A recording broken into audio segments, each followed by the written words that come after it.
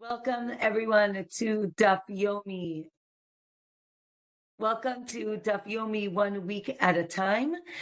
This is Masechet Zevachim, and it is our 9th class. And today we are going to be learning Daf 58 through 66.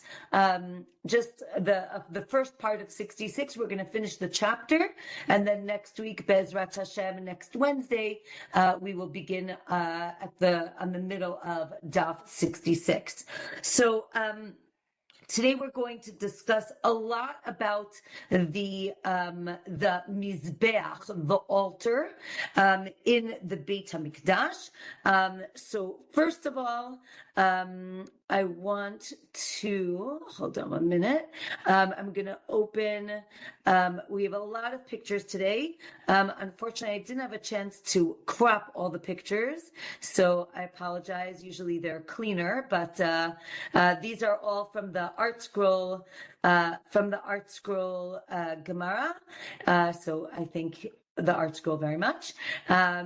But before we start with that, I want to look at our Beit HaMikdash. I am going to rotate it. I'm sorry, but for me, it's like very important that north is on the top. Here, I'll put it back the other way for a minute. First of all, when you walk in, again, you're going to walk in from the bottom of this picture, right? You walk in east and you walk towards the west. That is the entrance of the Beit HaMikdash. You go up the 15 stairs that are here in the middle. So I can make it a little bit bigger.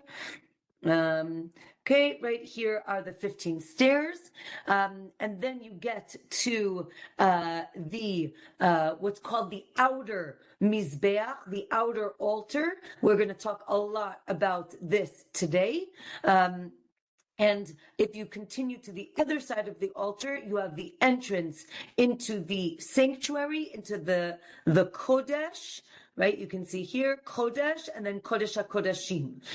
So this is the building, the Heichal, and this is what we call the Azara, right, the courtyard. So we're going to talk a lot about the placement of the Mizbeach and where it was in relation to the Heichal, to the entrance of the Beit HaMikdash. Right now, west is on the top, okay? North is to the right, and south is to the left, right? So if you were standing, this is the way you walk into the Beit HaMikdash. But in terms of north, south, east, west, right now, this would be, right, north is on the top. As you can see, north is on the top, south is at the bottom. We're going to discuss the position of this Mizbeach and how centered it was in relation to the building. So that is our discussion right now. First, the Mishnah is going to tell us on Daf 58, if someone slaughtered Kodshe Kachim. Remember again, we have sanctified we have korbanot, sacrifices, and they needed to be sacrificed on the north of the Mizbeach. You remember we discussed what is the north. These are the rings. You see the rings on the floor. Those are the semicircles. That's where the animal was slaughtered. However, the Mishnah tells us that if you slaughtered the animal at the top of the Mizbeach, meaning on the top of the altar, it's as if it is in the north and it is valid, or no, maybe it's only from the middle of the altar to the north would be considered north. The middle of the altar to the south would be considered south. Okay, so those are two different opinions. And the Gemara is going to discuss what these opinions are all about. Right, so the Gemara says, Rabbi Yossi, which was the first opinion, says that the entire altar, the entire Mizbeach, was in the northern section of the Azara. So again, if you look at our picture right here, if you cut the courtyard in half, and call it right north and south. One opinion would be that the entire Mizbeach, this square here, would be on the northern half of the courtyard. And Rabbi Yossi, but Rabbi Yehuda says, no, it's half and half. And we're going to discuss it. We're going to discuss that in a minute. Now, everyone agrees that you can't slaughter the animal on the ground opposite the Mizbeach. So then the Gemara says, what does that mean on the ground opposite the Mizbeach? What does that mean? One opinion is, it means that you can't slaughter it under the Mizbeach, meaning there is no north sanctity to the ground that's under the Mizbeach. But the Gemara says, wait a minute. The Mizbeach itself needs to be on the ground. It can't be built on top of something else. Therefore, how could you slaughter under the Mizbeach if there's not allowed to be, right, a basement? So they mean that if there was maybe, instead of the altar being 32 by 32, which is what we know what it is, let's say if it was a little smaller, you can't slaughter in that area where the Mizbeach is. Okay. Then the Gemara tells us that they used to build a secondary pyre on the Mizbeach 4 amot north of the southwest corner. Okay, so you can see here there's a southwest corner, right? That would be this bottom left corner. And there was a fire that was built on this corner. However, it was 4 amot north of the corner. So we're going to see why that is. Now, things taken from inside the Heichal, again, remember the Heichal is the building. So things that were taken inside the Heichal are put on the altar on the closest area that it is to the Heichal. What does this mean? So if you have, right, leftover blood from something that was done inside, it gets put on the southwest corner of the Mizbeach. Something that was, again, right, the frankincense, the livona that was brought from the shulchan, from the table inside the Heichal, was also put on the fire on the southwest corner of the Mizbeach. Okay, so now the Gemara is going to ask, where is the Mizbeach? Now, we're going to have a lot of pictures, but again, here we have, the top is north, the bottom is south. On the left, you have the Heichal, again, the building. The opening to the Heichal was 10 amot. One second, I just want to show you, let me just go back 1 second, because I want to show you that there's actually 2 doorways. Okay, there's this. Can you see my mouse? Okay, so there's this doorway, which is into the Kodesh, into the sanctuary, but there's also this doorway, which was a wider doorway. We're going to see that the inner doorway was in the middle of the outer doorway. Why is that important? Because now we have, here you can see the 2 doorways. This one is 10 amot, the outer one is 20, and now we have the altar. Now the line, there's a dotted line, one of them signifies north and south, and that cuts through the middle of the inner doorway. Then we have the second dotted line is the drawn from the bottom entrance, right? Basically the southern wall, the corner of the wall. So we want to make sure that the altar is going to be facing the doorway of the Heichal. Now the Gemara says, right? And sorry, I just want to say one more thing. It's important to recognize that this conversation is happening after the destruction of the temple, meaning it would be lovely if this conversation was happening when we had the Beit HaMikdash, because then they would be like, okay, let's go on a field trip and let's go look where the Mizbeach is. But this is all happening after the destruction of the temple. So this is all going to be, I would say, based on logical proofs or based on verses. It is not going to be based on once when I went to the Beit HaMikdash, this is where it was. So that's just interesting to understand how we're trying to reconstruct something out of tradition, but the tradition isn't necessarily eyewitness accounts. So I think that that is an important, great comment, Ilanit.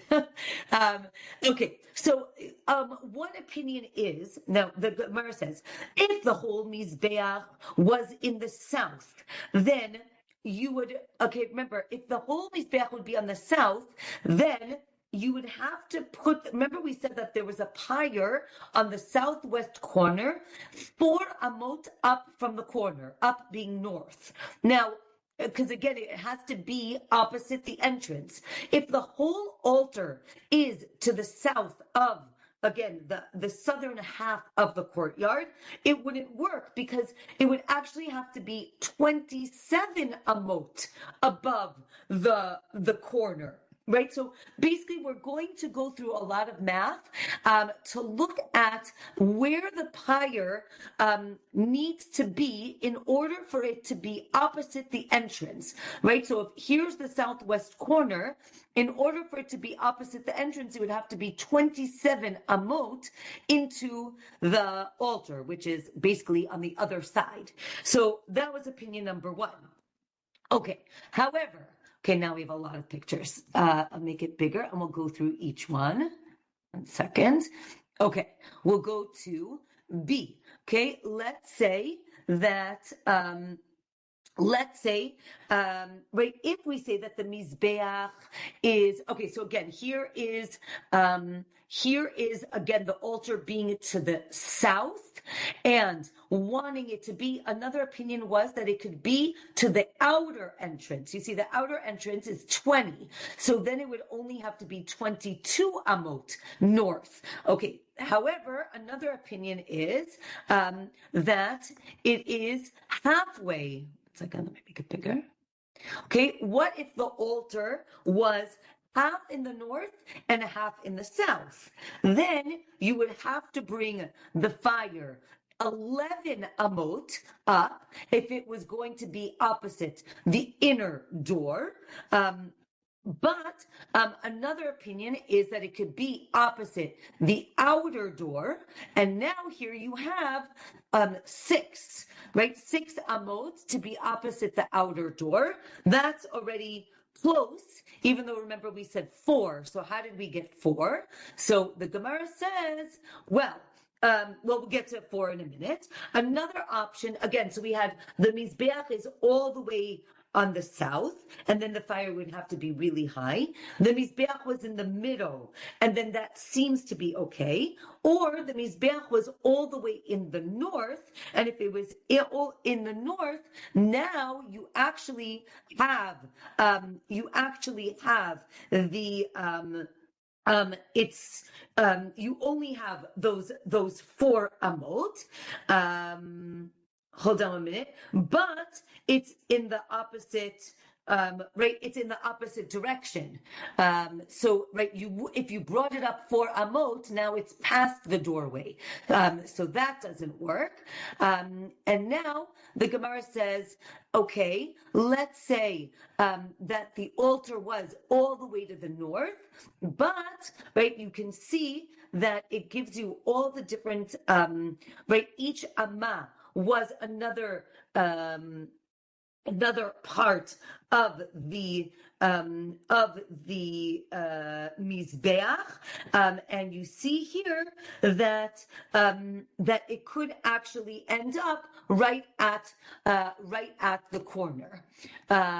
Okay, the next Okay, the next idea was what we said before, that it could be within four, meaning the altar being halfway between north and south, and then it would be four. But again, we said six. So where's the six?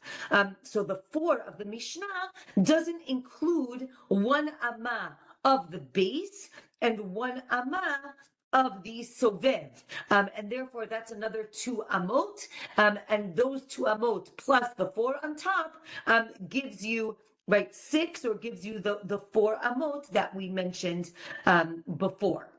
Okay, the next discussion is the kior. Right, the kior was the water. I don't want to use the word fountain, but water utensil, that it was where the Kohanim washed their hands and feet. And there's a discussion where the kior was, right? Was the kior, it says that the kior needs to be between the Mizbeach and the Mikdash, right? The building. So what does that mean between the Mikdash and the Mizbeach? Again, it could be in front of the door. It could be to the south of the door.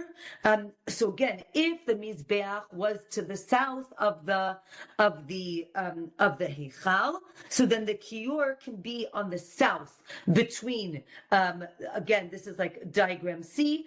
If the altar is to the south, the kior can be between the altar and the entrance to the Heichal.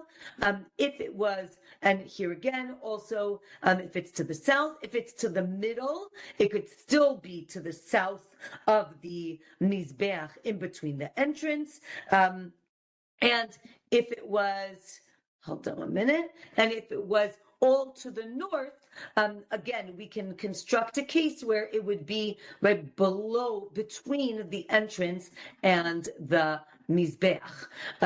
Here again, right, more pictures of where the kior was placed in terms of between the Mizbeach and the entrance, whether it is above or below. Okay, if the Mizbeach is broken or not whole, if any animal was slaughtered at that point while it was broken, it is invalid, and this is based on a verse. And also sanctified animals at the time would also be invalidated once the Mizbeach was broken or not whole. Okay. Now, what about things that were sanctified before the altar was destroyed, and then it was destroyed, and then it was rebuilt? So maybe that's not the case. Maybe the case is that it was damaged, and then it became damaged again. If the inner altar was removed, you can burn the Ktoret there, but we need the outer altar for the blood. Now, the Navi tells us that Shlomo, right, King Solomon, sanctified the whole courtyard, and the Mizbeach of Moshe was too small. So here's a picture of the Mizbeach of Moshe. Right, it is very small compared to our big one. If you remember, our big one is 32 by 32. The altar of Moshe was either 5 or 10 amot. Right. So first the Gemara says, wait a minute, it was it didn't fit all the animals that Shlomo brought, and the Navi talks about the thousands of animals that were brought in the consecration of the new Beit HaMikdash. One opinion was that, again, that it was 5 amot wide. Another opinion is 5 was actually the radius and not the diameter, even though it's a square, but meaning from the halfway point to the end. And therefore it was really 10 by 10 and not 5 by 5. But still, it is smaller than the Mizbeach that Shlomo built. Okay, then hold on a second. We have more pictures. Here is another diagram of what it looked like in terms of, again, it's parallel to the Mizbeach that we have. So again, you see there's a foundation. There is the sovev, right, the red band that demarcates upper from lower. Yeah, hold on a minute. Let's do more pictures. I think we've done that already. Okay.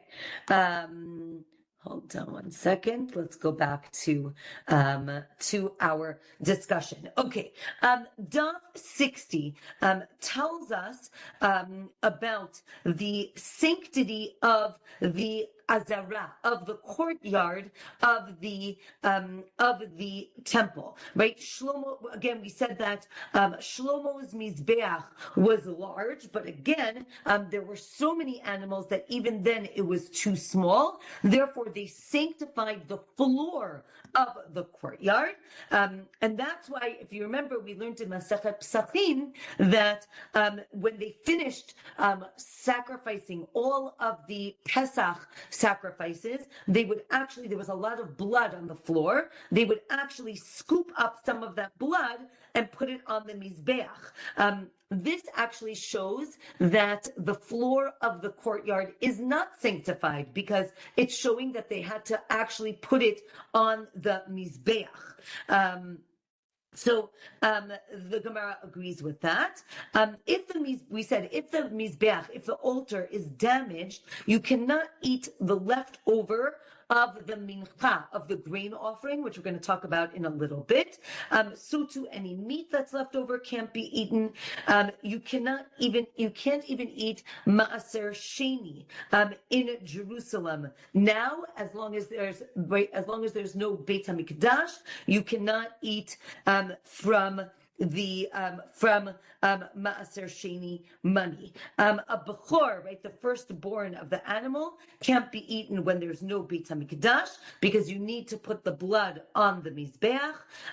Bikurim, right, the first fruits that are brought on Shavuot are also not brought when there's no Beit HaMikdash because, again, they need to be placed near the altar. And this is because it's a verse that links Maaser Sheni to Bechor, therefore both of them need the Beit HaMikdash.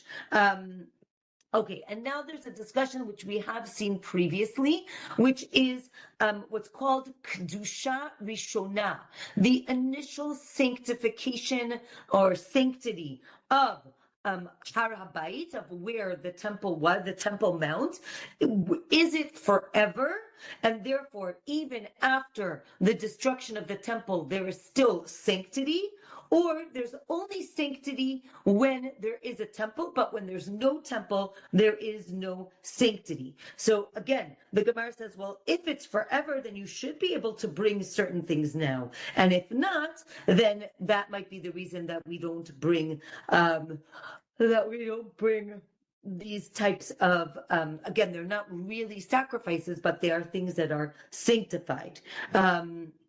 Okay, the Gemara says, no, for the things that you're mentioning need the Mizbeach, and it's not about the sanctity of the Temple Mount, it's about needing the actual temple.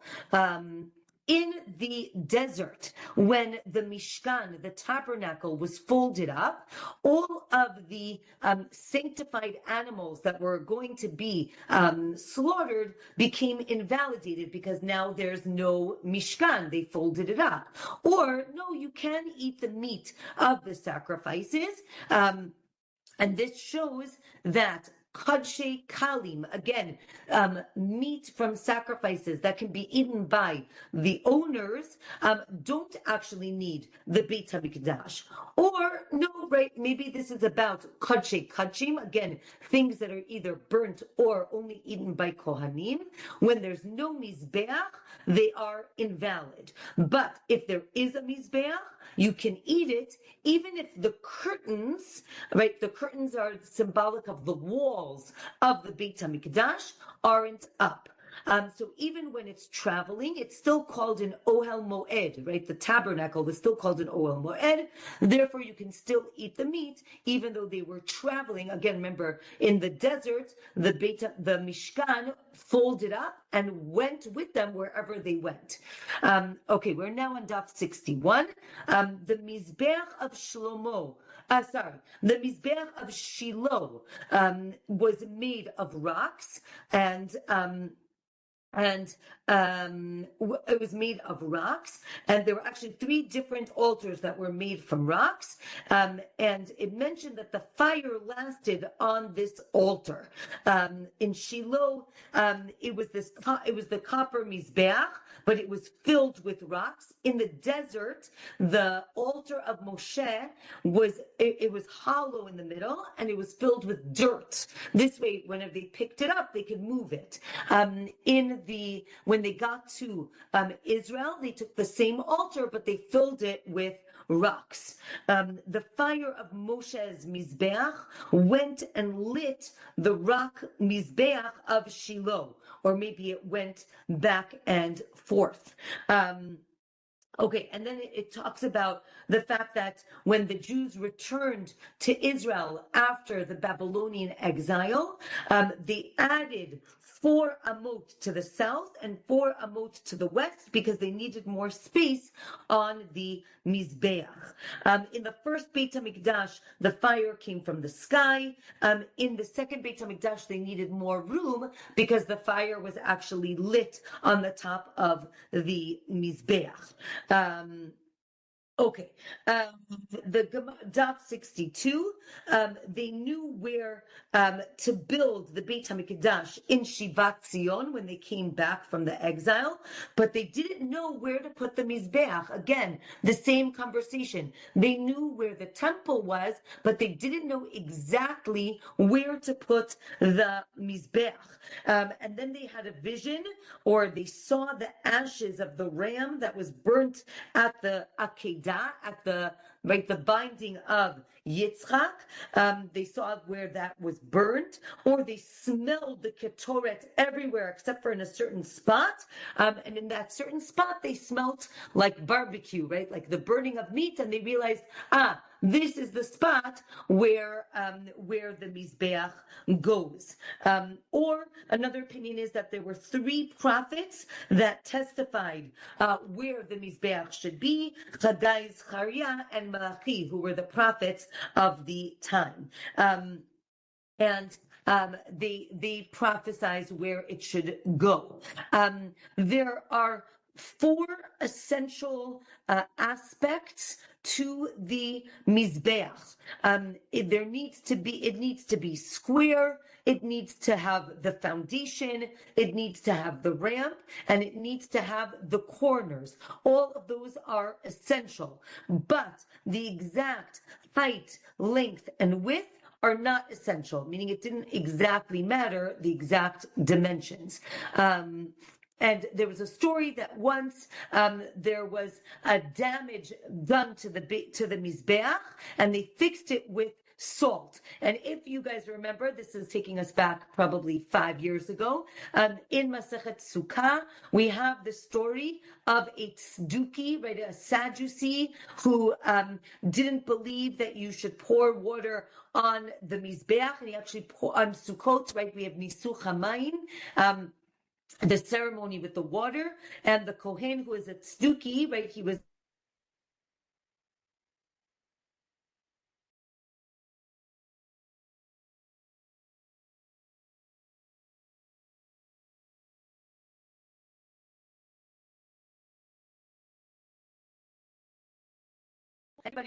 Some would think, why are you throwing your etrog? You're ruining your etrog. Maybe it was the last day and they didn't need it anymore. It's not clear, but they threw it at the kohen, and it actually broke part of the mizbeach.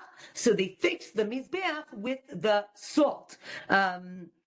But so the Gemara is like, so that shows you can fix it. The Gemara says, no, they fixed it so it should look nice, but once it's broken, you can't put any sacrifices on top of it. Okay, 1 second.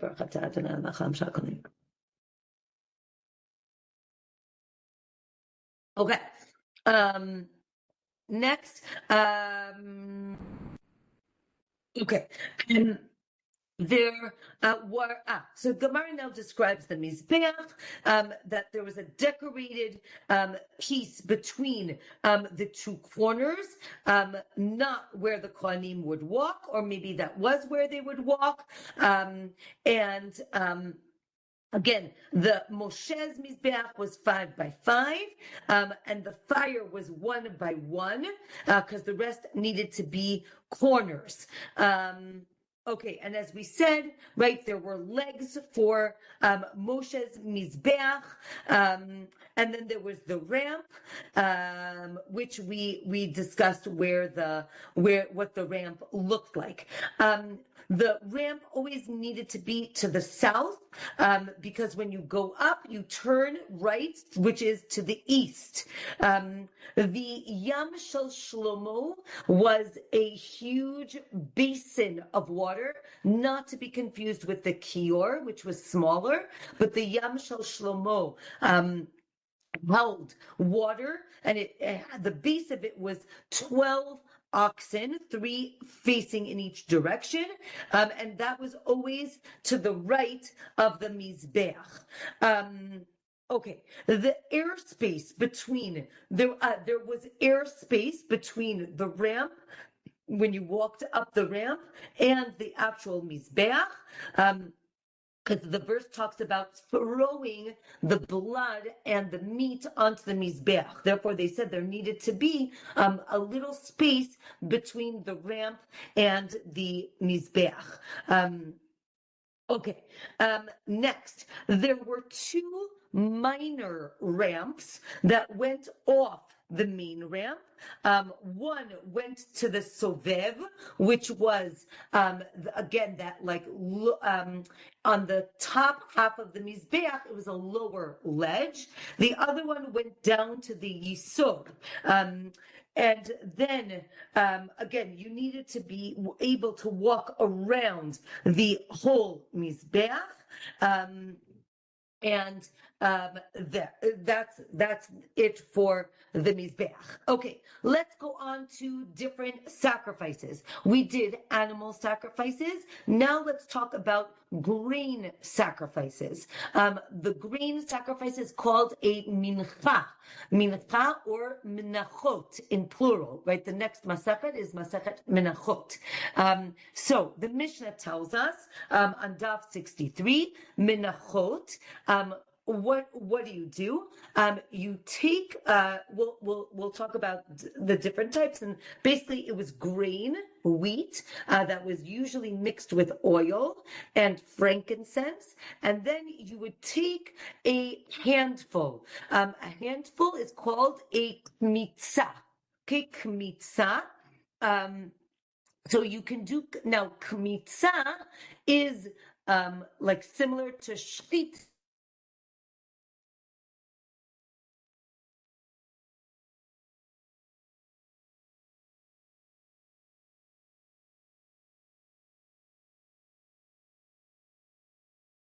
But you're removing part of the. Can you hear me?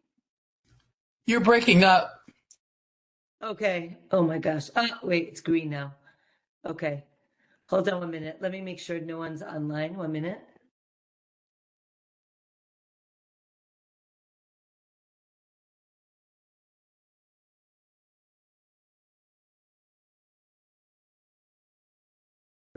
Maybe you could back up and get a running start because it was incomprehensible.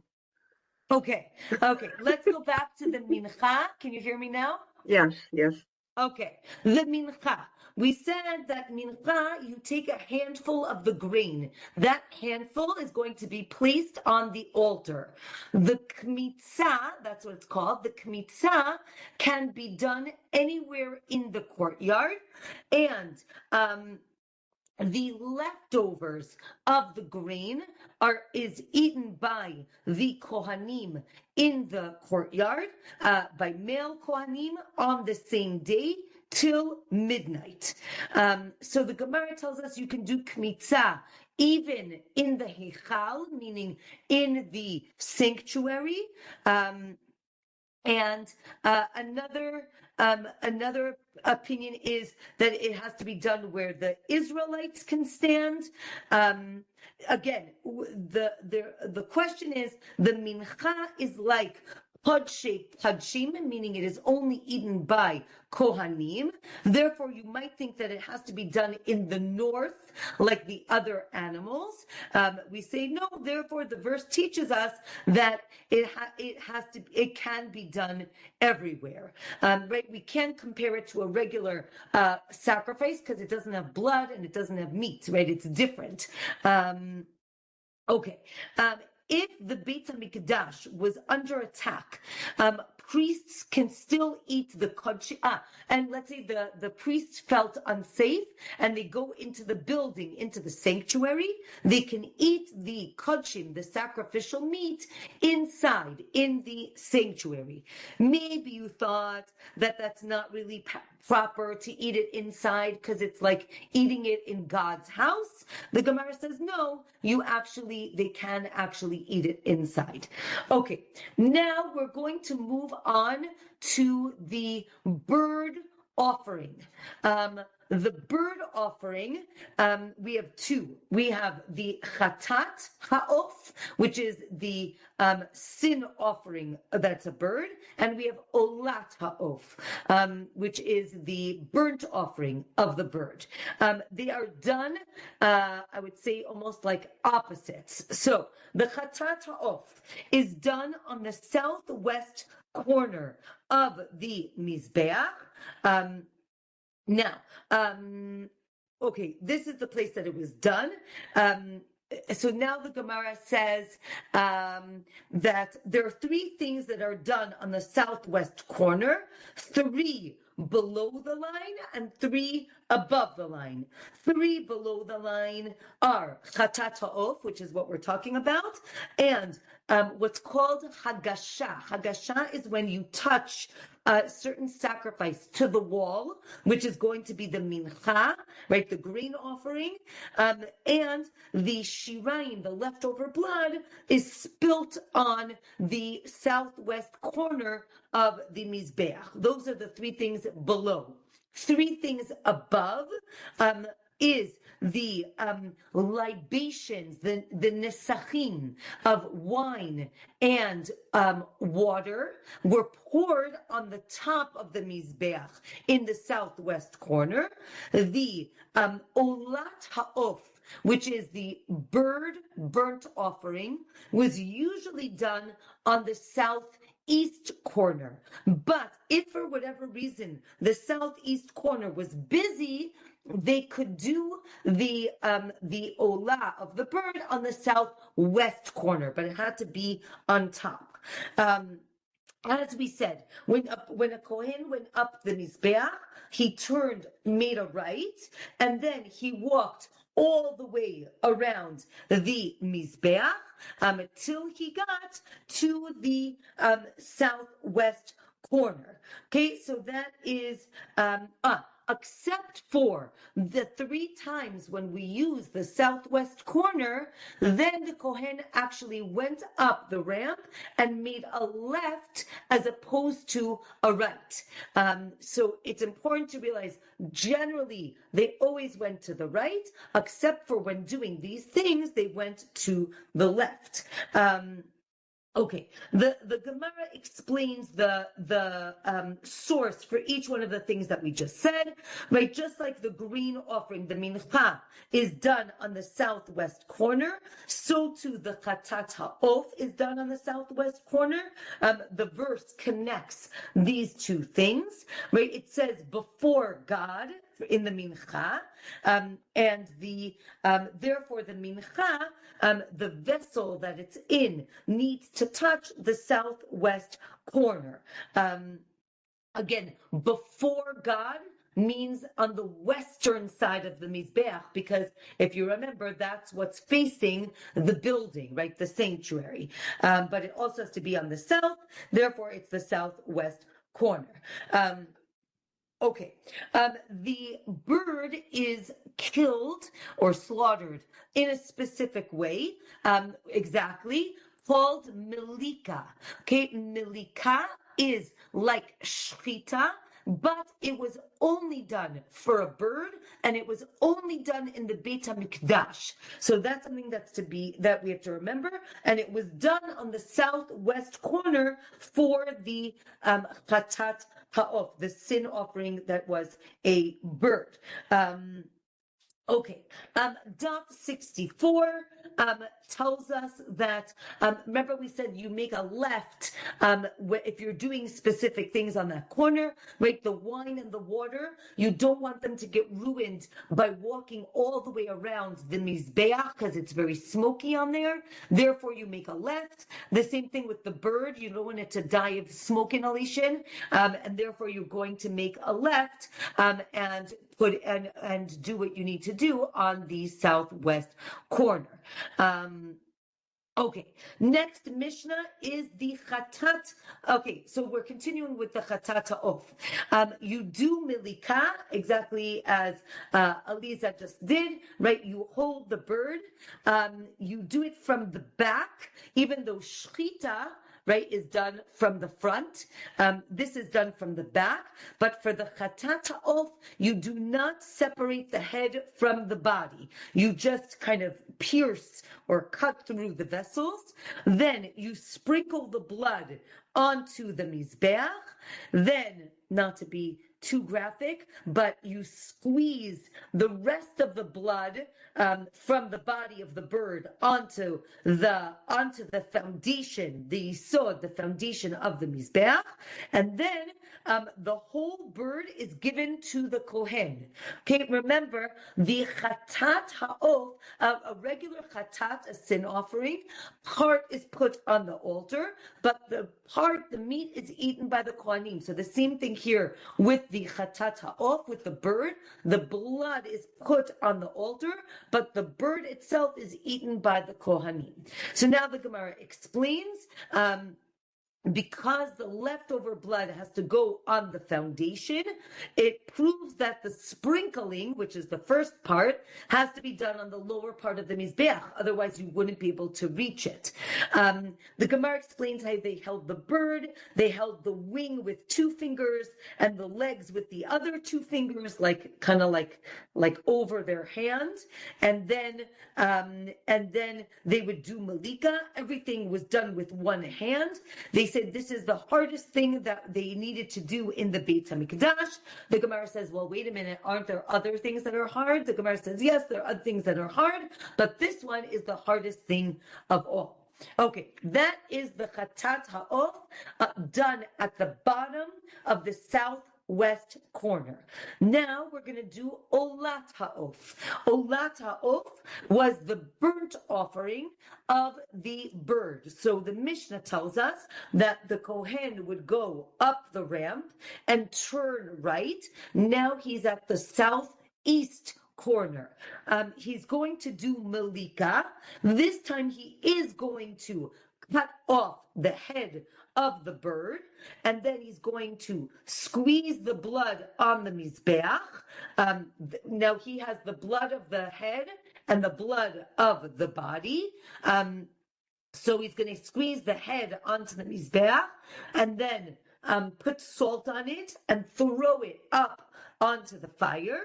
Then he's going to pull out the feathers and what's called the crop, the esophagus and the crop. It's basically like basically the digestive tract of the bird. And then he's going to throw that down to the Beit Hadeshen, where they collected the ashes. That goes down. And then, because that's, I think, seen as like the intestines, it's like gross. So that, I'm just adding that. But that's what I think, that it doesn't go on the fire because it's not a very nice smelling thing. So that goes down on the floor. Then he opens up the body of the bird, but does not separate it into two pieces. He puts salt on it and throws the whole thing onto the fire. Now, the Mishnah tells us that if he did separate the body into two pieces, that's okay. Even though he shouldn't, if he did, that is okay. If he didn't take out the crop, again, the crop is like the stomach, the crop or the feathers, or he didn't salt it, that is invalid, and he has to do it again.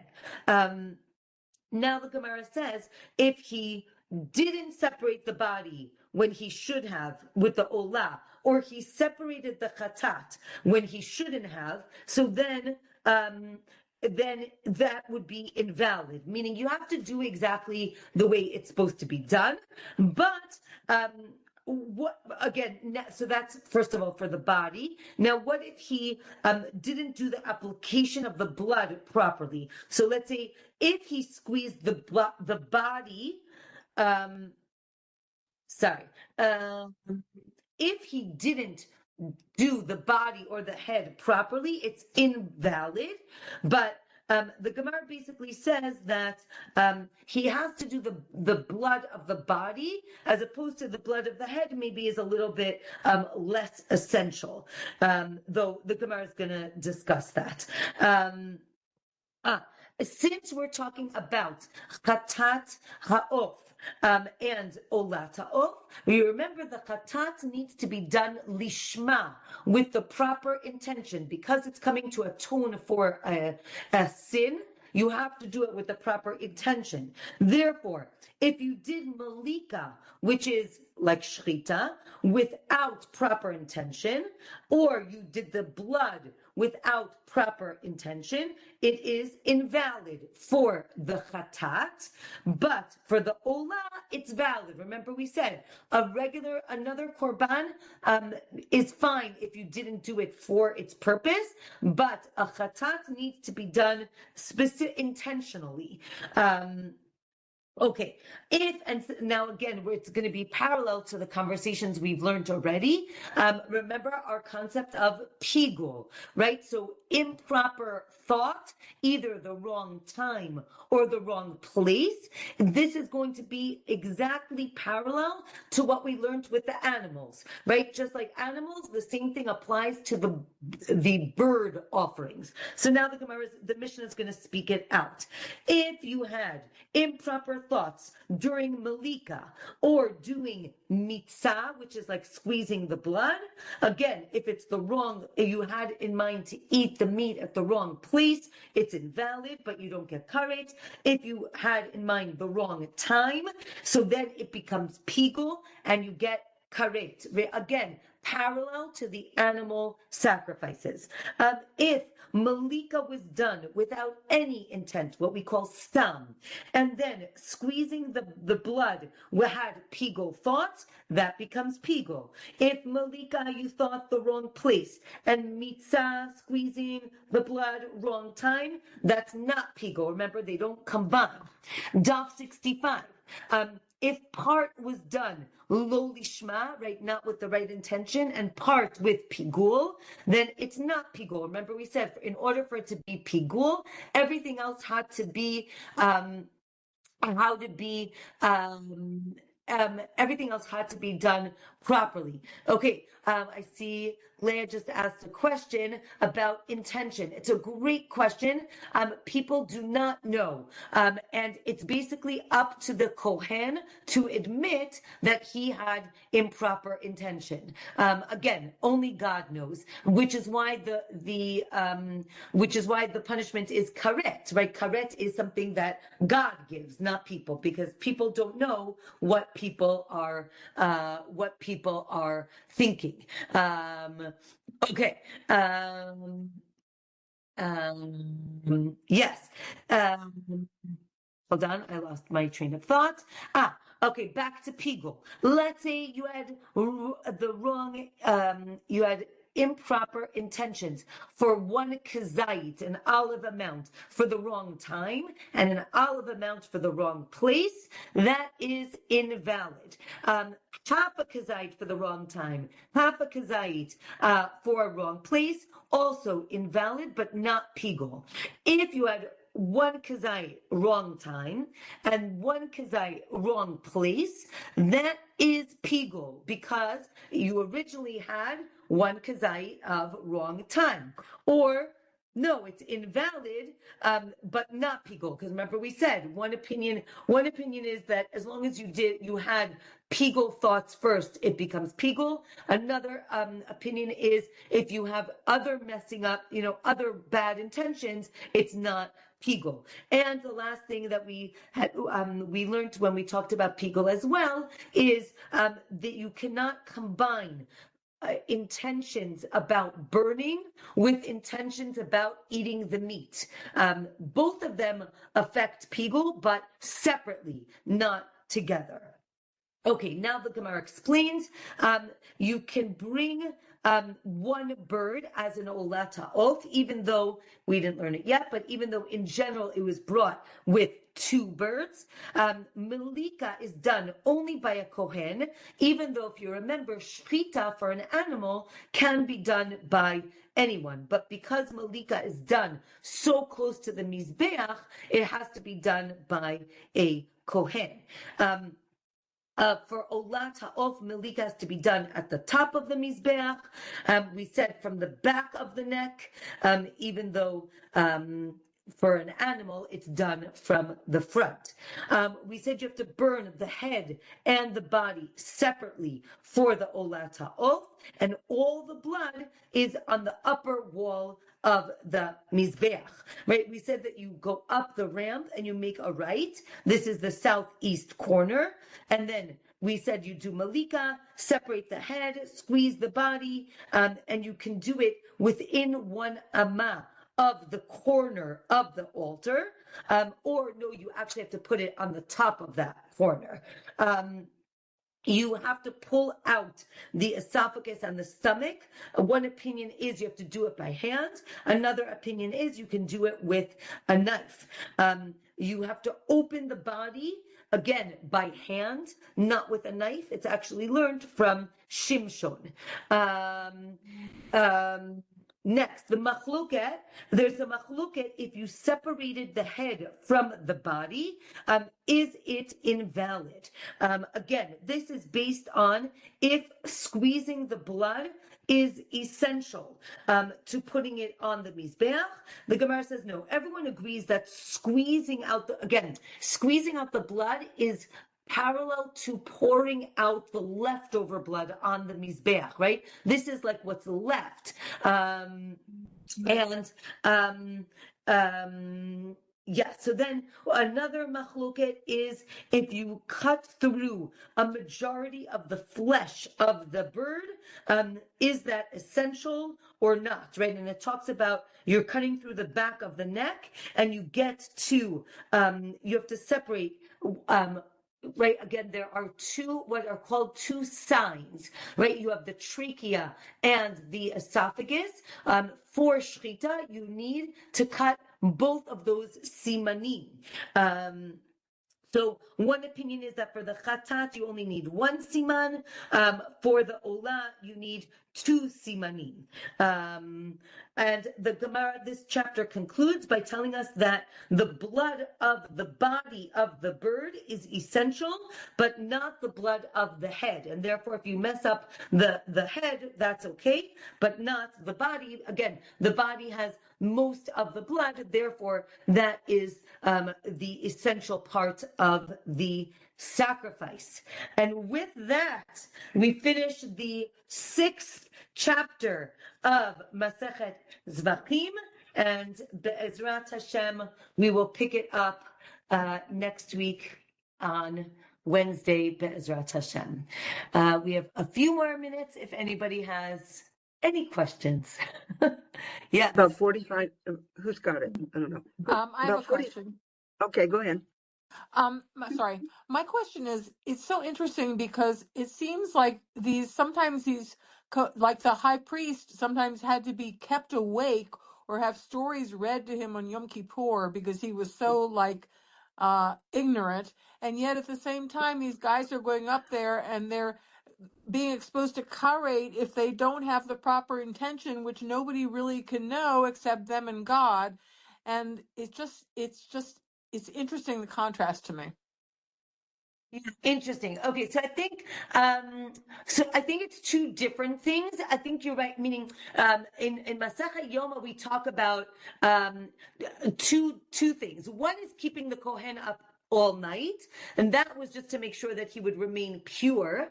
Another thing was that he spent a week learning everything because the Gemara talks about sometimes they were so ignorant. So I think you were correct about the fact that sometimes the Kohanim were very ignorant. I think it's interesting that I think it was more about the service of Yom Kippur because it was done once a year and only by the Kohen Gadol. So if you weren't the Kohen Gadol, you maybe didn't know how to do it.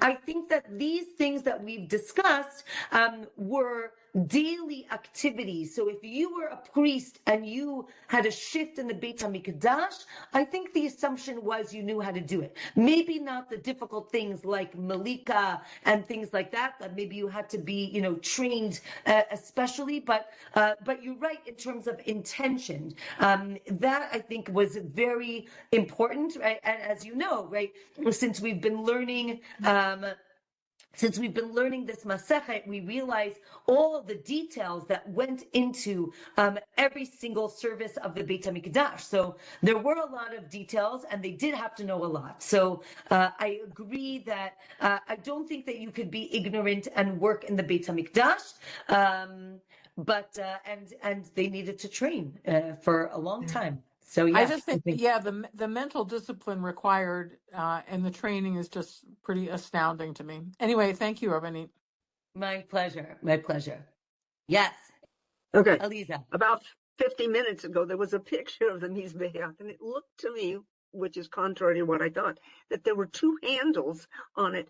Was there a top part that could be lifted off with the two handles? Okay, so that is here. I'll show that picture again for a second. That is in the desert when they would they traveled. So it is not. It is one solid piece, but this had two poles so that they could carry the Mizbeach. But that's only in the Mishkan. That's only in the tabernacle. In the Beit HaMikdash, there was, right, the Mizbeach is just a big square, right? That's what I thought. Yeah. Yeah, here. Just a big square. And it's very large, right? 32 amma is very large. So, yes or no? Did it come off or not? No, one piece. Never. Everything is one piece. Okay. Yeah. One piece. Okay. Yeah. Thank you. My pleasure. Yes, and that's the big altar, the big external altar that had a change to it. But those inside more holy furnishings that had to be carried by poles retained that same design. And even in the first temple, when they had the ark, that said that the poles were never to be removed, and they weren't, and they would prove it because you could see them sticking out. And so the golden altar had a way to be carried as well, and the table, correct, had a way to be carried. Yeah, all of them, yes, correct. Meaning And these were they weren't carrying them through the desert at that time, but they no, retained correct. that particular design. They were also the same ones, meaning the inner kelim, the inner vessels were the original vessels that were used in the Mishkan. Even though, if you remember, we learned that when Shlomo HaMelech built the Beit HaMikdash, he actually built multiple tables and multiple menorot, but they were just for show. Meaning the original menorah of Moshe and the original shulchan table of Moshe were the ones that were used. The only unique thing is the Mizbeach, the outer Mizbeach, was completely redone just because of the size, the amount of sacrifices that were brought, because the Beit HaMikdash was so big, the people were so many, that was the only thing that was redone. Yes, everything else was original till it was taken away. How did they carry the menorah? Also poles, right? Where That's were the the poles? picture in the Arc de Triomphe. No, there's a picture of them carrying the menorah. Well, All of them had poles. I think that was just Titus's the menorah was covered with special colored coverings, and it was carried, but it didn't have any fixtures on the sides whereby you would put poles in. It was not carried by poles. I think you're seeing in Rome, you're seeing on the frieze, you're seeing how it was transported, but that's not how we would have transported the menorah. Well, there's such a question about it because we don't even actually know what the menorah really looked like. That's so true. The Rambam says one thing, another. So I think that I mean, you carry the menorah carefully, but how exactly you carried it, I don't know. Yeah. Yeah, it's a good question because definitely. Wait, I'm looking to see if it. I don't recall there ever being a description of poles being put correct. on the menorah. I agree with you. No, I agree not for with the you. menorah. Yeah, No. I agree with you. Just for correct. the art. What do you mean, guys? Correct. You don't know what it looked like. It looked like a plant that grows in Israel. And one of these days I'll try to show you. I did a whole presentation on that. It's actually a machloket. We have a machloket if the branches were rounded or pointy. There's a machloket in different. There are two different opinions on what it looked like. So interesting. Naturally. Yeah. Remember the picture you had of the Mizbeach, and on the north side that looked like metal, and you say that's where the sacrifices were. That's where they looked to me like that's where they were tied, so that there was no loss of time, and because they looked like not something tied. that would anchor a cow, you know. It was these loops where they put the head of the animal in to hold the animal down so that they could slaughter it easy, because they had to slaughter it and catch the blood. So it was actually, because you couldn't tie the animal if it was sanctified.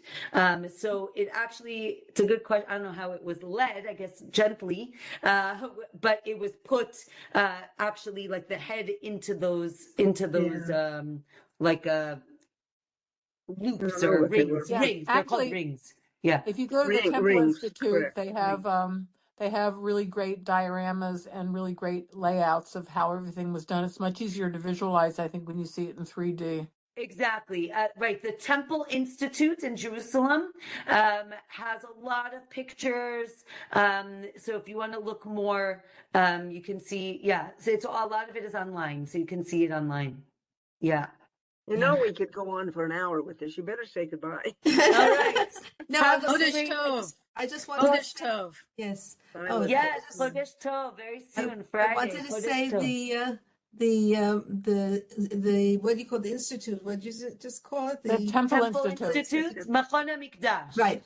So they created a menorah, and it's on display out, in the old city. Yes. Yes. But you know what? It's Exactly. not there right now. The last month or so that I've been in the Rova, it's not there. I don't know what they've Really? done with it. No, they've put it somewhere. I don't know why. Maybe they're fixing it. Maybe they're moving it. But it makes the whole center of the Jewish quarter look kind of sad because there's this empty case. Like somebody just Interesting. like, How Maybe about they're for moving it safeguarding, down for just to Hanukkah. safeguard it? The case is empty? No, the case is It's there, but it's empty? the case is there but empty, and I have no idea why. None. Whoa, But it's been that way mystery. about a month. And I haven't Wow. read anything about it, so I'm assuming it's nothing nefarious, but it's definitely not there. Interesting. Yes. All right. Wishing everyone a Shabbat Shalom. Thank you, And Rabbanit. Chodesh Tov to be continued next week. And the Okay. Machon Mikdash also has all the parts of the Ktoret. It has all the Nachon. on display. So very interesting. Yeah.